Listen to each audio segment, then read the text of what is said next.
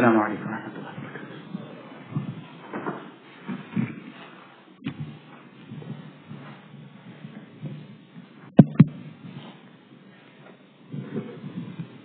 الله أكبر الله أكبر الله أكبر الله أكبر أشهد أن لا إله إلا الله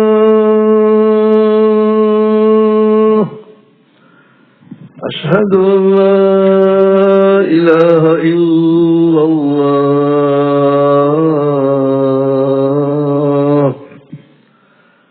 أشهد أن محمدا رسول الله أشهد أن محمدا رسول الله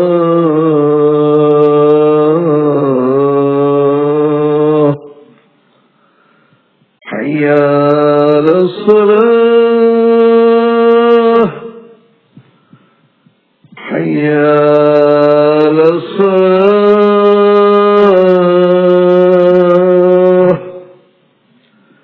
حي على الفلاح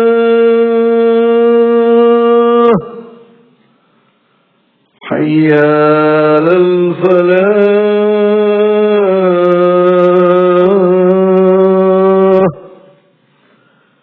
الله أكبر الله أكبر لا إله إلا الله.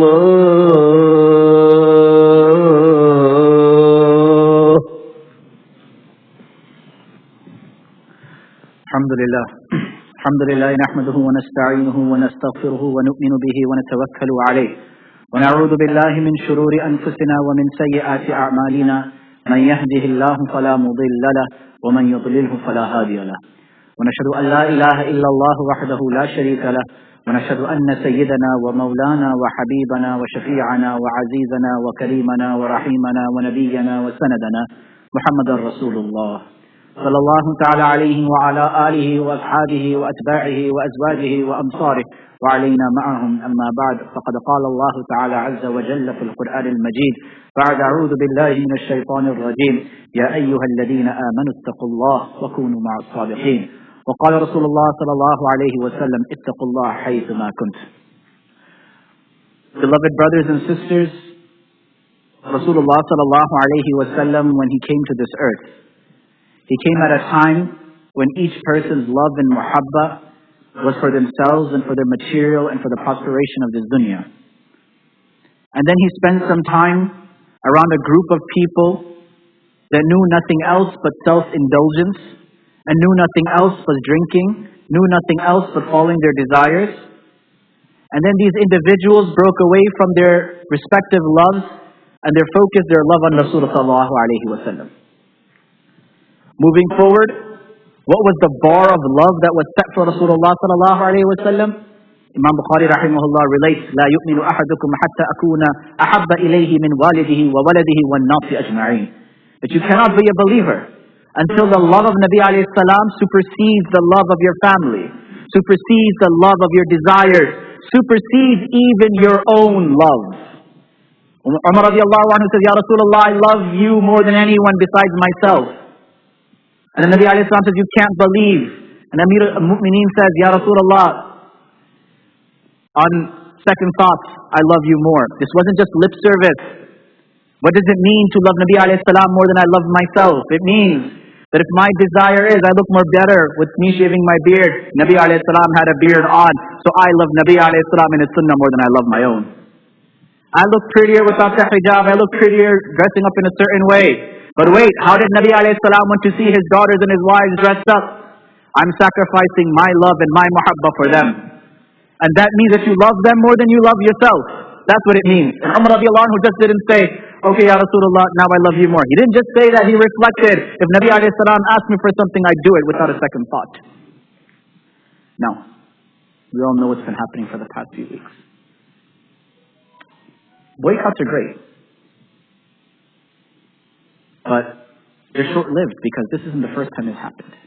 And this is not the first time that the Ummah has boycotted. A boycott comes and goes. For those who are older, you've been through many boycotts throughout your life. But you know what's a permanent change? If they are drawing Nabi alayhi salam with their hands, you become the very walking image of Muhammad Rasulullah sallallahu alayhi wa sallam. If they are raising their hands to draw Nabi alayhi salam, the only response is each one of us become Rasulullah sallallahu alayhi wa sallam, become the image of Nabi alayhi salam. قُلْ إِن كُنْتُمْ تُحِبُّونَ اللَّهَ فَاتَّبِعُونِي يُحْبِبْكُمُ اللَّهُ.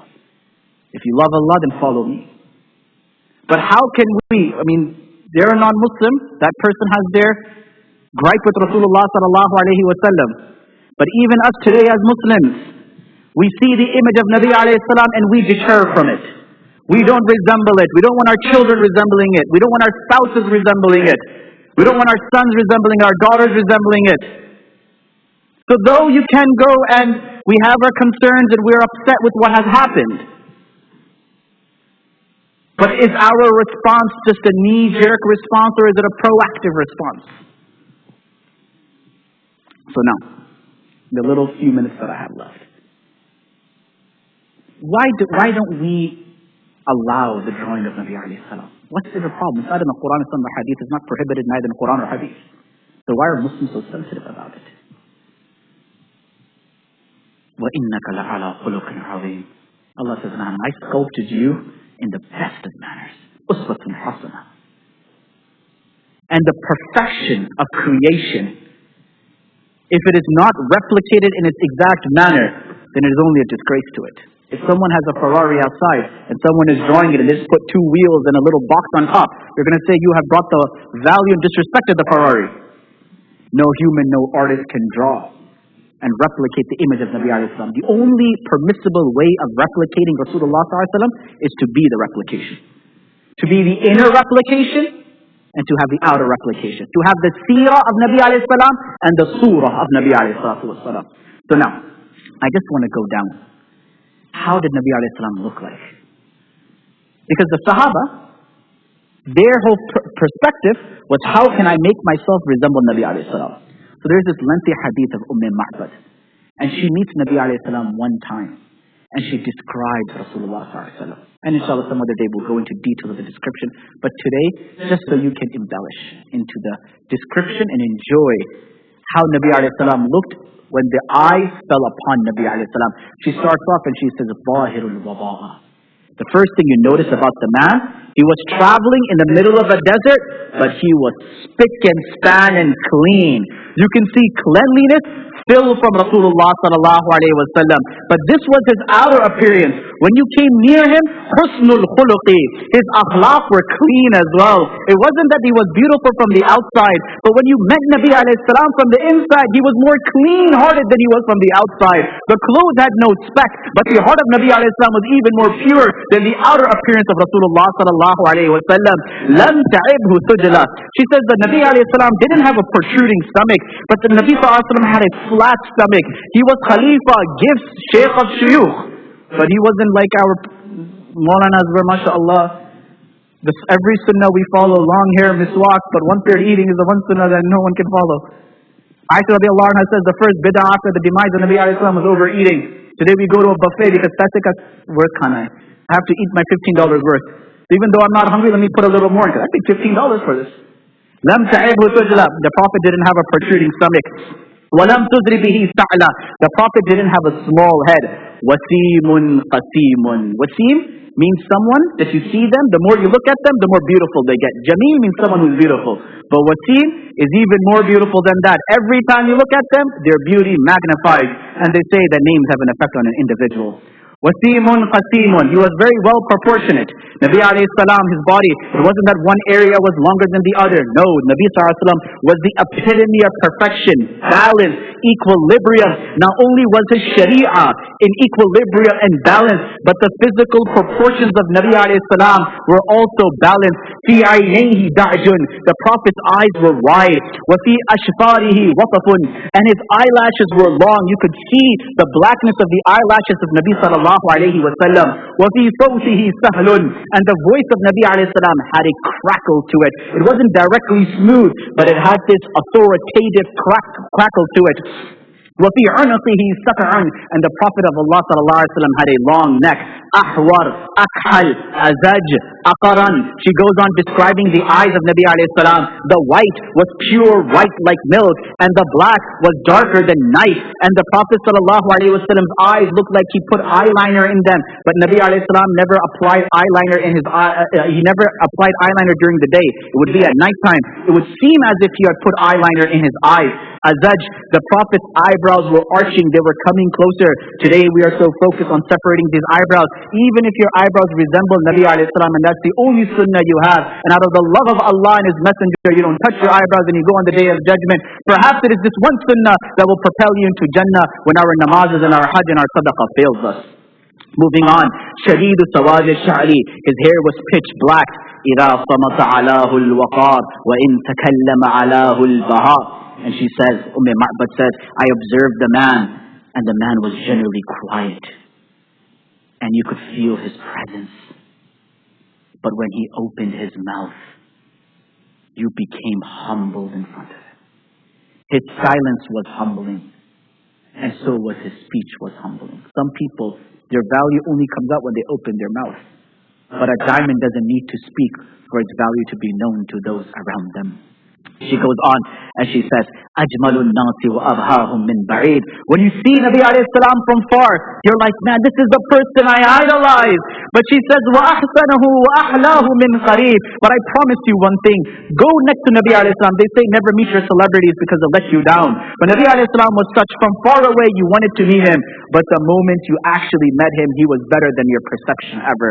Someone asked, what is the greatest bounty of Jannah? And it was replied, the greatest bounty of Jannah is that Nabi alayhi salam is there and you get to see Nabi alayhi salam. Who cares about the hoods and the palace when you can sit at the feet of Habib alayhi salatu wasalam? لا نظر ولا هدر كأن منطقه خضرات نظمنا يتحدرن. So he says that the Prophet sallallahu alayhi wasallam, his words were like pearls. And the words of the Prophet ﷺ were very focused. And they were not all over the place, but they were concise. And I'll finish off in the next 30 seconds, 40 seconds. So she says, the Prophet ﷺ, he had a certain personality that the people around him, they were just gathered around him like wings. And they would wait to catch on to every word of Nabi alayhi salam. And no matter how close you came to him, he never frowned on people. He gave everyone the best of attention.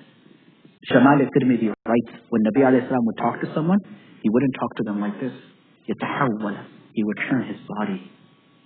Today we talk to our parents and phones in our hand. Hey, I'm listening, I'm paying attention. Nabi alayhi salam to the person who is a nobody. And Nabi alayhi salam is the greatest creation of Allah. In just communication, he gave so much respect that he would be uninterrupted, turn his whole body and make that person feel special. Take even one quality of Nabi alayhi salam, my dear brothers and sisters, and inshallah it'll be enough. Take even one quality of his qualities, and inshallah it'll be enough. Barakallahu lana wa lakum fil Qur'an al-azim wa nafa'ana wa iyyakum bil ayati wa dhikril hakim. Astaghfirullah li wa lakum min sa'il muslimin fastaghfiruhu innahu huwal ghafurur rahim.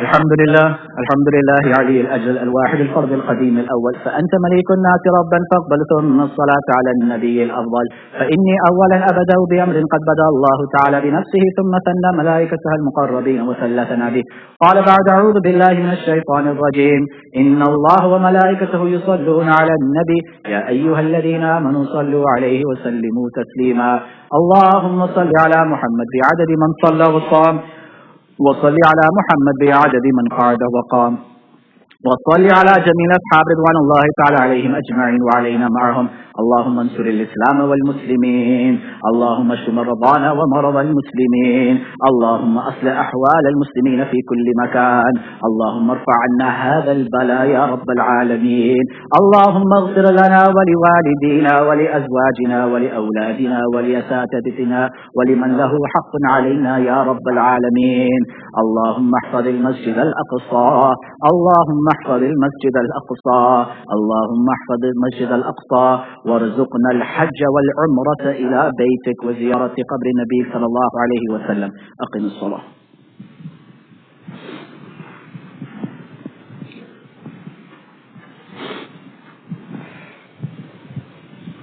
الله أكبر الله أكبر الله أكبر الله أكبر أشهد أن لا إله إلا الله أشهد أن لا إله إلا الله أشهد أن محمد رسول الله أشهد أن محمد رسول الله حي على الصلاة حي على الصلاة حي على الفلاح حي على الفلاح قد قامت الصلاة قد قامت الصلاة الله أكبر الله أكبر لا إله إلا الله. استووا استووا اعتدلوا. Please straighten the lines.